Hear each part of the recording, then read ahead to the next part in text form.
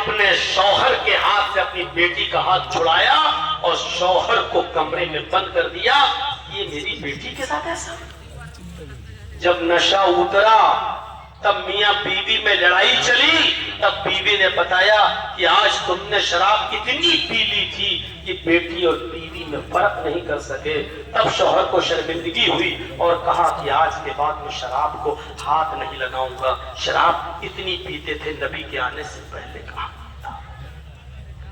جوا اتنا کھیلتے تھے کہ جوئے نے رقم ہار گئے تو مکان لگا دیا, مکان ہار گئے تو بیوی جوئے میں لگا دی, اور بیوی بھی جب جوئے میں ہار گئے تو اپنی جوان بیٹی جوئے میں لگا دیتے تھے, اور جوان بیٹی بھی ہار جاتے تھے. تو میرے بھائی خودکشی کر کے مر جانا ان کا شرک. کتنا اندھیرا تھا. لڑکیاں پیدا ہوتے ہی 4 سال کے بعد ان کو پال پوس کر اتنا بڑا کر دیا جاتا کہ وہ ابو اور امی کہنے لگتی, پہچاننے لگتی. اور جب وہ 4 سال کی ہوتی تو اس کو جنگل میں لے جاتے. گڈھا پہلے سے کھودا ہوا رہتا, اسی گڑھے میں جا کر اپنی بیٹی کو دھکا دیتا اور اوپر سے مٹی سے پاٹ کر اس کو زندہ دفن کر دیا کرتا تھا. یہ اندھیرا تھا عرب کی سرزمین پر محمد رسول اللہ کے آنے سے. اور شادیوں کے طریقے تو ایسے تھے کہ آپ تنگ رہ جائیں گے. شادی ایسی ہوتی تھی کہ ایک لڑکا کسی لڑکی سے نکاح کر کے گھر پہ لایا لیکن خود نہیں ملتا تھا, خود اس کو رات میں اپنے روم میں نہیں لے جاتا تھا, بلکہ اپنی بیوی کو کسی دوسرے مرد کے حوالے, اپنے کسی دوست کے حوالے کر دیا کرتا تھا. بخاری پڑھیے اور کتاب النکاح میں زمانے جاہلیت کے نکاح کا چیپٹر کھولیے اور دیکھیے میرے بھائیوں, اپنی بیوی کو اپنے ساتھ لانے کے بعد پھر بھی وہ اپنی بیوی سے ملتا نہیں تھا, اپنی بیوی کو دوسرے کے حوالے کر دیتا تھا اور کہتا تھا کہ تم اس کو اپنے پاس رکھو, اور جب تمہاری ہماری بیوی جب تمہارے نطفے سے حاملہ ہو جائے, تمہارے جماع سے اور ہم بستری سے حاملہ ہو جائے, تب میرے حوالے کرنا. یہ عورت اس دوسرے مرد کے پاس اتنے دن تک رہتی تھی جب تک اس مرد سے پیٹ میں بچہ نہیں ٹھہر جاتا تھا, حمل نہیں ٹھہر جاتا تھا, تب تک اس کے پاس رہتی تھی. اور جب حمل ٹھہر گیا, پتا چل گیا پیٹ بڑا ہو گیا, تب یہ شوہر جاتا اور اپنی بیوی کو اس کے پاس سے لے کر آتا اور اپنے پاس لاتا اور اپنی بیوی سے ملتا. اور ایسا اس لیے کرتا تھا, ایسا کرنے سے ان کا عقیدہ تھا کہ بچے نیک پیدا ہوتے. یہ شادی کا کتنا گھناؤنا طریقہ تھا. ظلم و جہالت تھی. آج کون سی جہالت میں کمی آئی ہے؟ آج بھی تو یہی سب ہو رہا ہے. وہ تو کم سے کم شادی کر کے لاتا تھا, پھر بھیجتا تھا دوسرے کے حوالے. یہاں تو شادیوں سے پہلے ہی ماحول اتنا بگڑا ہوا ہے کہ معاف کیجیے گا, ہم آپ کے یہاں یہ جملے نہیں کئی جگہ بول چکے ہیں کہ جلسوں کا ماحول بھی اب دینی ماحول نہیں رہا. آپ جائیے کٹیہار کے علاقے میں اور کشن گنج کے اور جلسوں میں لگنے والے میلوں پہ نظر ڈال کے دیکھ لیجئے, اور اسی میلے میں اسی جلسوں میں آپ کتنی مولانا چرچیز اس دور سے یہاں آ رہے ہیں. میرے بھائیوں تصور کریے, آج بھی کسی نہ کسی جلسوں میں جب میں جاتا ہوں تو یہ سننے کو ملتا ہے کہ کھیت میں ایک لڑکا ایک لڑکی پکڑے گئے ہیں, ان دونوں کو پکڑ کے روک لیا گیا ہے, اب صبح ہو کے پنچایت ہوگی, بٹھایا جائے گا. جلسے بھی محفوظ نہیں رہ سکتے.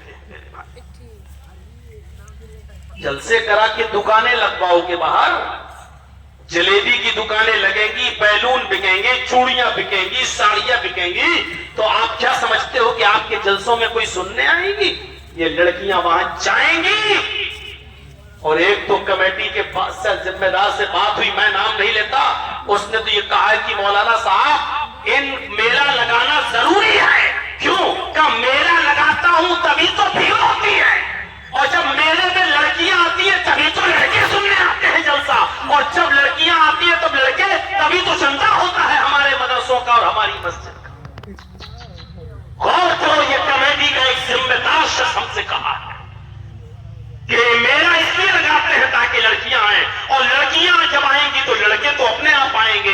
हकीकत में ऐसा नजर आता, मैं ये सब जुमले बोलता हूं जलसों में भी ऐसा लगता है जैसे एक कुतिया के पीछे 10-10 कुत्ते लगे हुए हैं।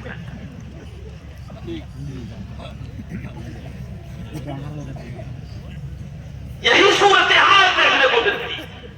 अच्छा बताइए तो जरा, चूड़ी की दुकान पे लड़कों का क्या काम है? मुझे बताइए तो जरा, साड़ी बिक रही है, वहां लड़के क्या खड़े होकर कर रहे हैं?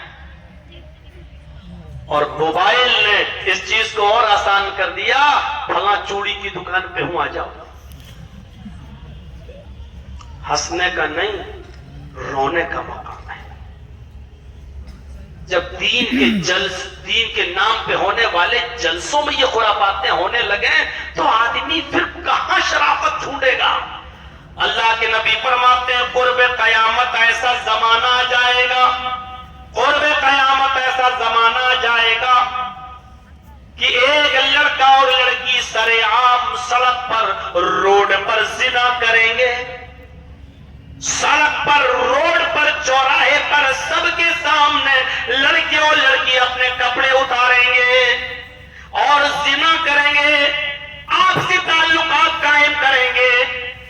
उस जमाने का सबसे शरीफ इंसान वो होगा, उस जमाने का सबसे शरीफ इंसान वो होगा, सबसे नेक इंसान वो होगा जो इन लड़के और लड़कियों के पास जाएगा जो गलत काम कर रहे होंगे, उनके पास जाकर बैठ कर कहेगा, बेटा तुम मेरे बेटे की उम्र के हो, या बेटी से, लड़की से कहेगा, बेटी तुम मेरी बेटी की उम्र की हो, मैं तुम्हें समझा रहा हूं, मैं ये नहीं कह रहा हूं कि ये गलत काम तुम ना करो। यानी मना करने की हिम्मत इस नेक इंसान में भी नहीं होगी। मैं तुम्हें रोक नहीं रहा हूं, तुम दोनों अपनी जरूरत पूरी करना चाहते हो करो, लेकिन बेटा ये सार्वजनिक पैलेस है, आने जाने वाला रास्ता है, हमारी बहन बेटियां भी हैं, तुम्हारी भी बहन बेटियां हैं, इसलिए ये काम तुम यहां ना करो। ये मेरा घर बना हुआ है, मेरे घर की दीवार लंबी है, तो मेरे घर के पीछे वाली दीवार के पीछे चले जाओ और ये गलत काम जो तुम कर रहे हो इस दीवार के पीछे कर लो। या ये मेरा खेत है, उसमें फसल पक चुकी है, लंबी लंबी झाड़ियां हैं, तुम ये गलत काम जो है वो इन झाड़ियों के पीछे जाकर कर लो, यहां ना करो। ये जो इनको अपने पेड़ के पीछे या झाड़ियों